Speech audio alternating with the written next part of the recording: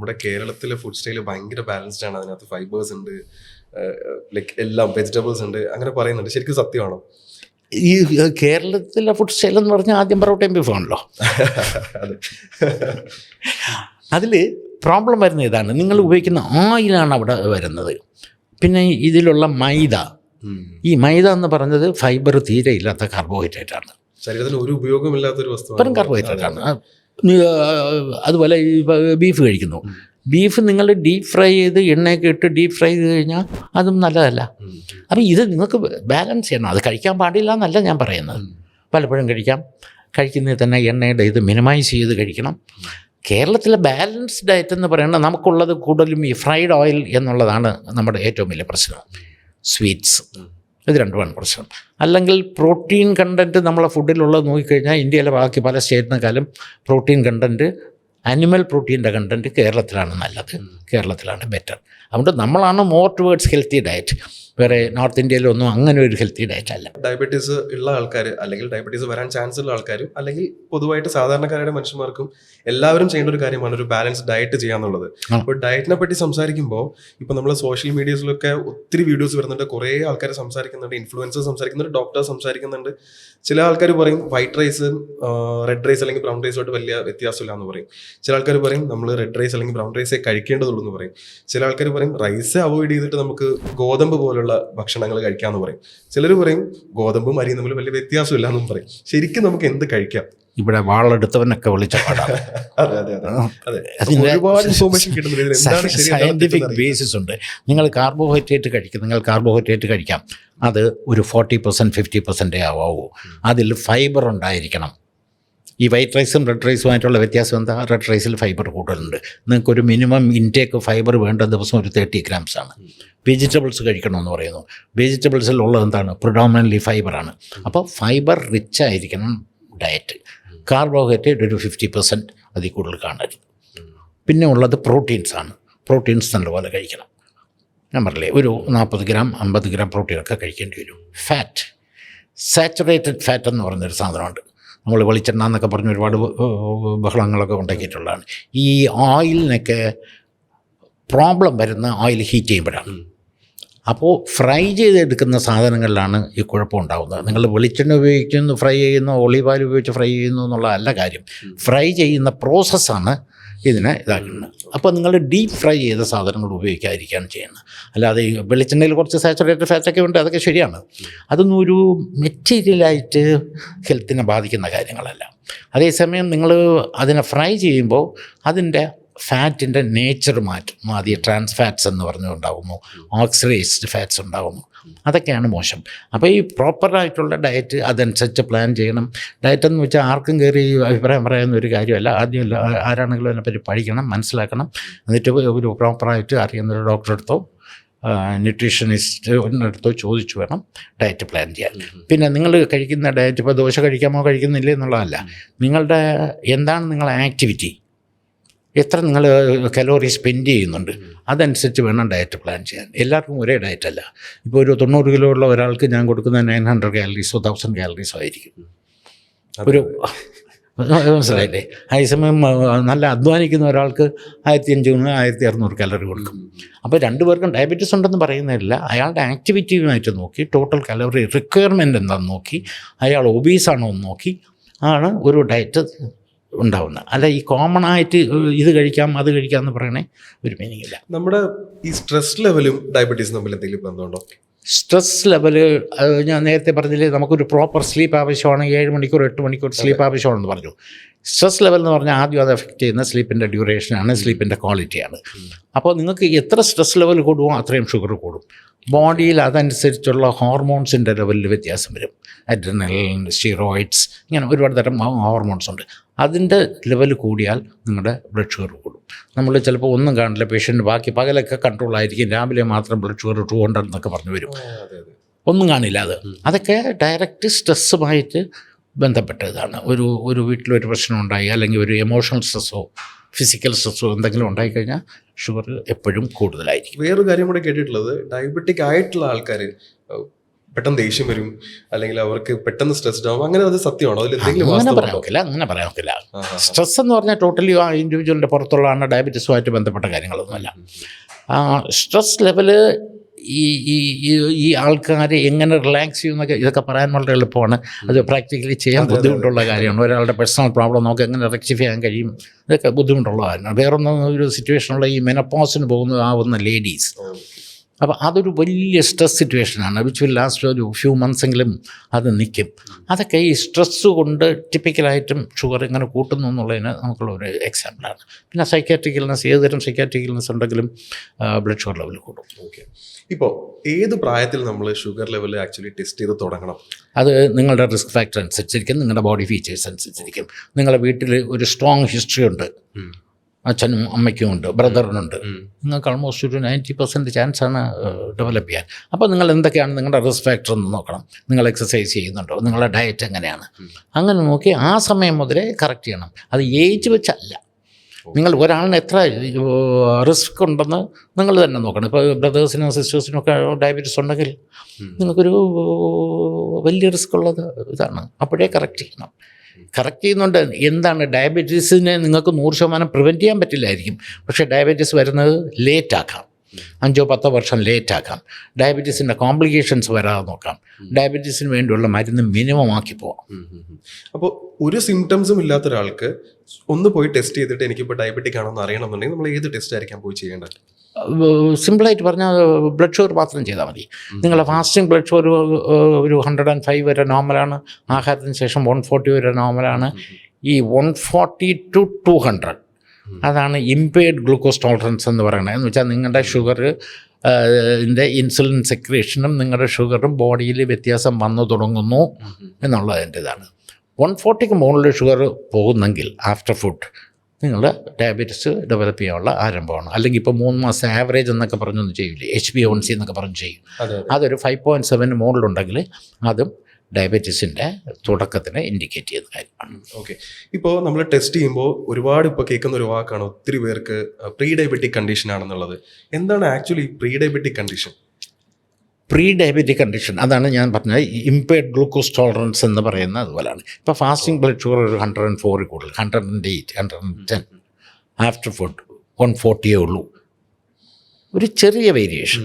അതൊക്കെ ഈ ഡയബറ്റീസ് ഒരു ദിവസം കൊണ്ട് വരുന്നതല്ല, 8-10 വർഷം കൊണ്ടാണ് നമ്മളെ ബോഡിയിലെ ഇൻസുലിൻ സെക്രീഷനിൽ വ്യത്യാസമുണ്ടായി, ആഹാരത്തിൽ വ്യത്യാസമുണ്ടായി, ഇങ്ങനെ സ്ലോ ആയിട്ടാണ് വരുന്നത്.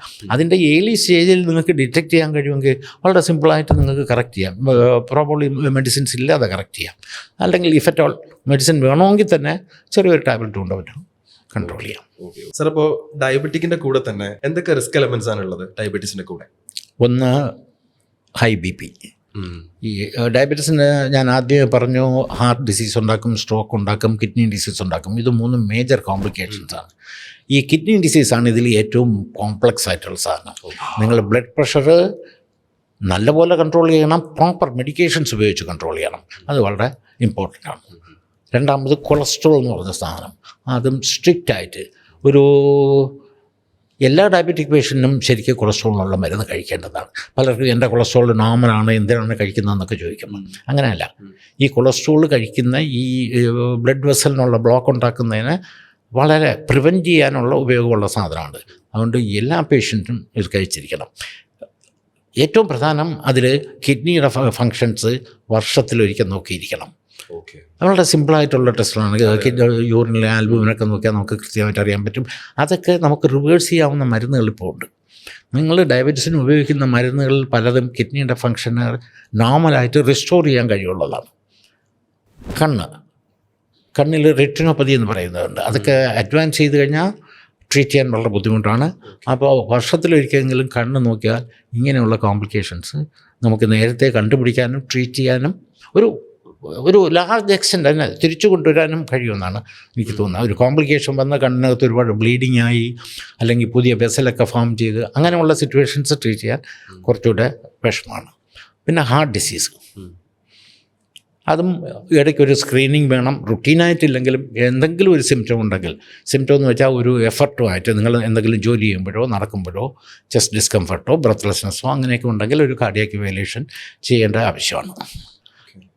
അപ്പോൾ ഈ ഡയബറ്റിക് റിവേഴ്സൽ എന്നൊരു ടേം നമ്മൾ കേട്ടിട്ടുണ്ട്. ആക്ച്വലി അത് പോസിബിൾ ആണോ?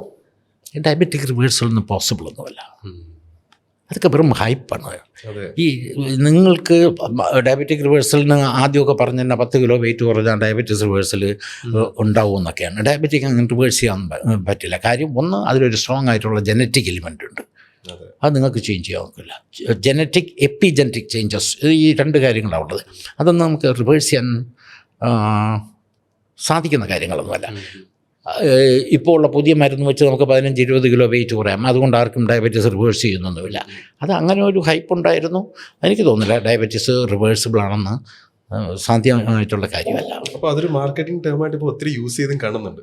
ആകെ സംഭവിക്കുന്നത് എന്താണ്, നിങ്ങളിപ്പോൾ 100 കിലോ ഉള്ള ഒരാൾക്ക് ഇപ്പോൾ ഇൻസുലിൻ എടുത്തുകൊണ്ടിരിക്കുന്ന ആൾ, അയാൾക്ക് ഈ പുതിയ മരുന്നുകൾ ഉപയോഗിച്ച് അല്ലെങ്കിൽ ഡയറ്റ് ഉപയോഗിച്ച് എക്സസൈസ് ഉപയോഗിച്ച് നിങ്ങൾ വെയിറ്റ് കുറച്ചത് 80 കിലോ ആക്കുന്നു നോക്കൂ. അപ്പോൾ നിങ്ങൾ മരുന്ന് കൊടുക്കുന്നതിൻ്റെ അളവ് കുറയ്ക്കാൻ പറ്റും, ഇൻസുലിൻ എടുക്കുന്നതിൻ്റെ അളവ് കുറയ്ക്കാൻ പറ്റും, അയാൾക്ക് കൂടുതൽ കോംപ്ലിക്കേഷൻസ് വരുന്നതിനെ പ്രിവെൻറ്റ് ചെയ്യാൻ പറ്റും. അല്ലാതെ ഒരു ഒരു ഒരു കറക്റ്റ് സെൻസിൽ ഡയബറ്റീസ് ഈസ് നോട്ട് റിവേഴ്സിബിൾ. ഇനിയിപ്പോൾ നമുക്ക് ചർച്ച ചെയ്യേണ്ട വേറെ വിഷയം എന്ന് പറഞ്ഞു കഴിഞ്ഞാൽ ഡയബറ്റീസിൻ്റെ ട്രീറ്റ്മെൻറ്റിനെ പറ്റിയാണ്. സോ ഇപ്പോൾ മെഡിസിൻസിൽ നമുക്കത് ക്യൂർ ചെയ്യാൻ പറ്റില്ല എന്നുണ്ടെങ്കിൽ മേ ബി നമ്മൾ ഇൻസുലിനിലോട്ടൊക്കെ പോകുന്നൊരു സിറ്റുവേഷൻ വന്നേക്കാം. പക്ഷേ ഇൻസുലിൻ എന്ന് കേൾക്കുമ്പോൾ എല്ലാവർക്കും ഒരു പേടിയാണ്. അതിൽ അഡിക്റ്റഡ് ആയി പോകുമോ, അതിൽ ഡിപ്പെൻഡൻ്റ് ആയി പോകുമോ, ലൈഫ് ലോങ് അതൊരു പ്രോസസ്സാണ് എന്നൊക്കെ ആൾക്കാർക്കൊരു പേടിയാണ്. സോ അതിനെപ്പറ്റി സാറിന് എന്താ പറയാനുള്ളത്? ഡയബറ്റീസ് ട്രീറ്റ് ചെയ്യുന്നത് മരുന്ന് നിർത്താനോ അങ്ങനെയൊന്നുമല്ല. ഡയബറ്റീസ് ട്രീറ്റ് ചെയ്യുന്ന ഡയബറ്റീസിൻ്റെ കോംപ്ലിക്കേഷൻസ് ഒഴിവാക്കാനാണ്. ഹാർട്ടിൻ്റെ അസുഖം, കണ്ണിനുള്ള ന്യൂറോപ്പതി, ഒരുപാട് 100 കാര്യങ്ങളുണ്ട് ഡയബറ്റീസുമായിട്ട്. എല്ലാ ബ്ലഡ് വെസലിനെയും അഫക്റ്റ് ചെയ്യുന്ന ഒരു ഡിസീസാണ് ഡയബറ്റീസ്. ഇപ്പോൾ കാലിൽ ഗാംഗ്രീൻ വരുന്നു, ഇതെല്ലാം ബ്ലഡ് ഫ്ലോ കുറയുന്നതുകൊണ്ട് വരുന്ന സ്ട്രോക്ക് വരുന്നു, ഇതെല്ലാം ഒരേ കാരണങ്ങൾ കൊണ്ട് വരുന്നതാണ്. ഡയബറ്റീസ് ഉള്ളവർക്ക് ഇതെല്ലാം കൂടുതലാണ്. ഇതിൻ്റെ ട്രീറ്റ്മെൻറ്റ് മുമ്പ് കാലത്തുണ്ടായിരുന്ന പോലെ ട്രീറ്റ്മെൻറ്റ് ഞാൻ പറയുന്ന അഡൾട്ടിന് വരുന്ന ഡയബറ്റീസിൻ്റെ കാര്യമാണ്.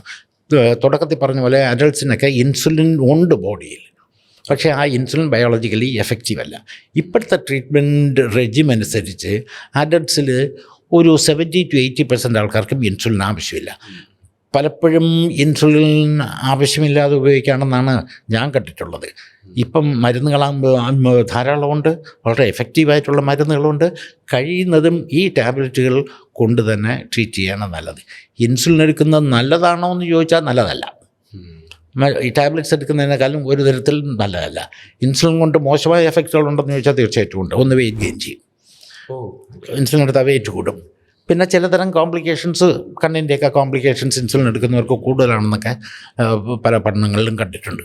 അപ്പോൾ ഇൻസുലിൻ നമുക്ക് ഒഴിവാക്കാൻ വയ്യാത്ത സിറ്റുവേഷൻ ഉണ്ടെങ്കിൽ ചെയ്യുക. വലിയൊരു അസുഖം വന്നു, വലിയൊരു ഇൻഫെക്ഷൻ വന്നു, കാലിലൊരു ഗാംഗ്രീൻ വന്നു, അല്ലെങ്കിൽ ഹാർട്ടിൻ്റെ പ്രോബ്ലം വന്നു, അങ്ങനെയൊക്കെയുള്ള സിറ്റുവേഷനിൽ ഒരു ലിമിറ്റഡ് പീരീഡിലേക്ക് വേണ്ടി മാത്രം ഇൻസുലിൻ ഉപയോഗിക്കുന്നതും ഇൻസുലിൻ്റെ ഉപയോഗം കഴിയുന്നതും കുറയ്ക്കുന്നതുമാണ് നല്ലത്. അപ്പോൾ ട്രീറ്റ്മെൻറ്റ് പറ്റി സംസാരിക്കുമ്പോൾ, ഇൻസുലിൻ അല്ലെങ്കിൽ അലോപ്പതി ട്രീറ്റ്മെൻറ്റ് പറ്റി സംസാരിക്കുമ്പോൾ ഞാൻ കേട്ടിട്ടുണ്ട് ചില കേസസിൽ ചില ആൾക്കാർ ആയുർവേദ ട്രീറ്റ്മെൻറ്റ്സ് അല്ലെങ്കിൽ ലേഹ്യം അല്ലെങ്കിൽ പഥ്യം ഒക്കെ ഫോളോ ചെയ്തിട്ട് ഡയബറ്റിക് കുറയ്ക്കാം എന്ന് വിശ്വസിച്ച് പോകുന്ന ആൾക്കാരുണ്ട്. എന്നാൽ റീസെൻറ്റ് സ്റ്റഡീസ് പറയുന്നത് അതിൽ പോലും ഇപ്പോൾ ചിലപ്പോൾ ആൽക്കഹോൾ കണ്ടന്റ് പോലെ വരുന്നുണ്ട് നമ്മുടെ ചില കഷായം പോലുള്ള കാര്യങ്ങളിൽ. സോ നമുക്ക് അതിനോട് ഡിപ്പെൻഡ് ചെയ്യാവോ സാർ, സാറിൻ്റെ ഒരു അഭിപ്രായത്തിൽ? ഈ ആയുർവേദിക് പ്രോഡക്ട്സ്, ആയുർവേദത്തിൻ്റെ പ്രശ്നം തന്നെ എന്താണ്, അവർ വേണ്ട രീതിയിൽ റിസർച്ച് നടക്കുന്നില്ല, ഓരോന്ന് അനലൈസ് ചെയ്തില്ല, മനസ്സിലാക്കുന്നില്ല. ഈ പ്ലാന്റിൻ്റെ എല്ലാത്തിലുമുള്ള ഒരു കാര്യമാണ് ആൽക്കലോയിഡ്സ് എന്ന് പറയുന്നത്. 80% ആൽക്കലോയിഡ്സും കിഡ്നിക്ക് ഡാമേജ് ഉണ്ടാക്കുന്നതാണ്. പിന്നെ ഹെവി മെറ്റൽസ് ഉണ്ട്. ഇതൊക്കെ കിഡ്നിയെ ഡയറക്റ്റായിട്ട് ഡാമേജ് ചെയ്യുന്ന ഇതാണ്. ഇപ്പോൾ കൊച്ചിയിൽ നിന്നൊക്കെ ഒരുപാട് സ്റ്റഡീസ് ഉണ്ട്. ഈ ആയുർവേദിക് മെഡിസിൻ കഴിച്ച് ലിവറിന് ഡാമേജ് വന്നൊക്കെ ഒരുപാട് സ്റ്റഡീസ് ഉണ്ട്, ഡോക്യുമെൻറ്റഡ് സ്റ്റഡീസ്. അപ്പോൾ ഇത്തരം മരുന്നുകൾ നമ്മൾ ശരിയായിട്ട് മനസ്സിലാക്കാതെ ഉപയോഗിക്കുന്ന പലപ്പോഴും അപകടമാണ്. കിഡ്നിക്ക് ഡാമേജ് വരാൻ ഒരു ചാൻസ് ഉണ്ട്. അപ്പോൾ കഴിയുന്നതും അതൊക്കെ ഒഴിവാക്കി മിനിമം മരുന്ന് കഴിക്കുക, ആവശ്യമുള്ള മിനിമം മരുന്ന് കഴിക്കുക, സേഫായിട്ടുള്ള മരുന്ന് മാത്രം കഴിക്കുക.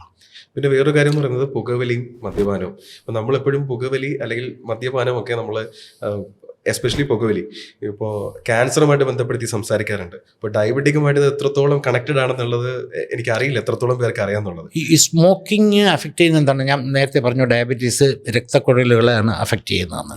സ്മോക്കിംഗ് അഫക്റ്റ് ചെയ്യുന്നതും രക്തക്കുഴലുകളാണ്. അപ്പോൾ സ്മോക്കിങ്ങിന് ഒരു ജസ്റ്റിഫിക്കേഷനും ഇല്ല. അത് തീർച്ചയായിട്ടും ഡയബറ്റിക് പേഷ്യൻസും 100% സ്മോക്കിംഗ് എന്നല്ല, എല്ലാ ടുബാക്കോയും ഒഴിവാക്കേണ്ടതാണ്.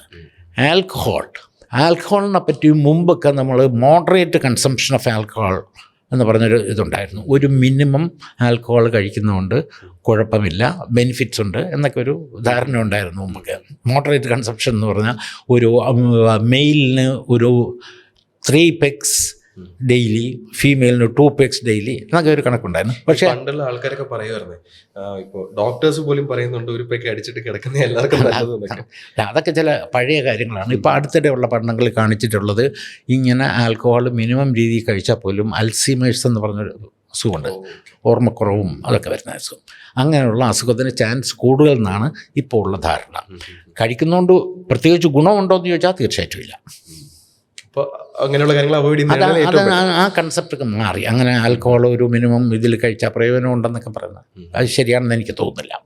സർ, ഇപ്പോൾ നേരത്തെ പറഞ്ഞു നമ്മുടെ വെയിറ്റ് ഗെയിൻ അല്ലാന്നുണ്ടെങ്കിൽ നമ്മുടെ ഒബീസ് എന്ന് പറയുന്ന ഒരു സിറ്റുവേഷനും ഡയബറ്റിക്കുമായിട്ട് വളരെയധികം കണക്റ്റഡ് ആണ്. സോ അത് നമുക്ക് എങ്ങനെ മാനേജ് ചെയ്യാം? എന്തൊക്കെ പ്രാക്ടീസിലൂടെ നമുക്ക് ഒബേസിറ്റി കുറയ്ക്കാം? നമ്മുടെ നാട്ടിൽ ഒബിസിറ്റി സാധാരണ ഈ BMI ഹൈറ്റും വെയിറ്റും നോക്കി BMI എടുത്താന്ന് പറയുന്നത്. നമ്മുടെ നാട്ടിൽ അത് ഇമ്പോർട്ടൻ്റ് അല്ല. നമ്മുടെ നാട്ടിൽ ഒരാൾ ഒബീസ് എന്ന് പറയണമെങ്കിൽ വയറിൻ്റെ സർക്കംഫറൻസ് എടുക്കണം. ആണുങ്ങളിൽ 90 സെൻറ്റിമീറ്റേഴ്സിൽ കൂടുതലും പെണ്ണുങ്ങൾക്ക് 80 സെൻറ്റിമീറ്റേഴ്സിൽ കൂടുതലുണ്ടെങ്കിലും നമ്മൾ ഒബീസ് എന്നാണ് പറയുന്നത്. ഒബിസിറ്റി എന്ന് വെച്ചാൽ വയറിൽ ഫാറ്റ് അക്യുമുലേറ്റ് ചെയ്യുന്നു. ഇതുപോലെ ബ്ലഡ് വെസൽസിലും ഫാറ്റ് അക്യുമുലേറ്റ് ചെയ്യും. അപ്പോഴാണ് ഇപ്പോൾ ഹാർട്ടിൻ്റെ അസുഖവും സ്ട്രോക്കും ഒക്കെ വരുന്നത്. ഇങ്ങനെ ഫാറ്റ് അക്യുമുലേറ്റ് ചെയ്യുന്ന രക്തക്കൊഴലുകളിലാണ് അതിൻ്റെ ഫ്ലോ ബ്ലോക്ക് ചെയ്താണ് ഇങ്ങനെ സ്ട്രോക്കും ഇതെല്ലാം ഉണ്ടാകുന്നത്. അപ്പോൾ ഈ വെയിറ്റ് എങ്ങനെ കുറയ്ക്കും? വെയിറ്റ് കുറയ്ക്കാൻ ഏറ്റവും പ്രധാനം കാർബോഹൈഡ്രേറ്റ് കുറയ്ക്കുകയാണ്. 2 എക്സസൈസാണ്. ഇപ്പോൾ വെയിറ്റ് അമിതമായിട്ട് വെയിറ്റ് ഉണ്ടെങ്കിൽ ഭക്ഷണത്തിൽ കൺട്രോൾ ചെയ്ത് എക്സസൈസ്, അതോടൊപ്പം പുതിയ മരുന്നുകളൊക്കെ അവൈലബിളാണ് ഇപ്പോൾ. നിങ്ങൾ വായിച്ചിട്ടുണ്ടാവും, ഓസംപിക് എന്ന് പറഞ്ഞോ മൊഞ്ചാരോ എന്നൊക്കെ പറഞ്ഞ് പുതിയ മരുന്നുകളുണ്ട് വെയിറ്റ് കുറയ്ക്കാം. അതൊക്കെ സാധാരണഗതി ഉപയോഗിക്കേണ്ട ഭയങ്കരമായ തടിയുള്ള ആൾക്കാർക്കാണ്. ലൈക്ക് ഇപ്പോൾ ഒരു 95 കിലോ 100 കിലോ ഉണ്ട്, കാർഡിയാക് പ്രോബ്ലം ഉണ്ട്, BP ഉണ്ട്, അല്ലെങ്കിൽ സ്ലീപ്പ് അപ്നിയ ഉണ്ട്, അങ്ങനെയൊക്കെ ഉള്ളവർക്ക് വെയിറ്റ് കുറയ്ക്കേണ്ട അത്യാവശ്യമാണ്. അപ്പോൾ ഇത്തരം പുതിയ മരുന്നുകൾ കൊണ്ട് ഒരു 15-20% വെയിറ്റ് കുറയ്ക്കാൻ കഴിയും എന്നാണ് കണ്ടിട്ടുള്ളത്. ഇപ്പോൾ ഇവിടെ അവൈലബിളാണ്. ലേശം കോസ്റ്റ്ലിയാണ്, പക്ഷേ എങ്കിലും അത് ഭയങ്കര എഫക്റ്റീവാണ്, യൂസ്ഫുള്ളാണ്.